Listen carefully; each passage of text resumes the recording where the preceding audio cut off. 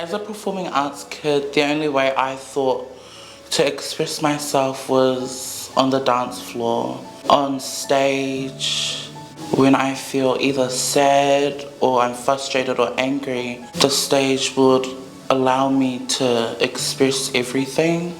Even if I'm not showing that I'm angry, I'm using all my movement, my facials and everything just to let it all out. It makes me feel at peace. It makes me feel all the fighting and pushing myself was worth it.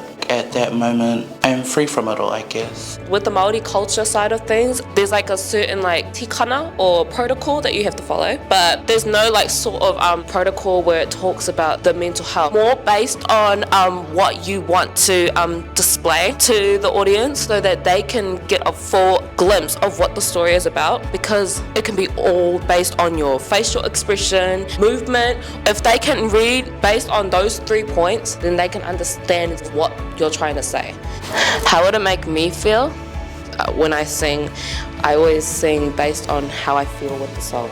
I'm very passionate about my culture. When I'm in my zone, it keeps me safe and grounded.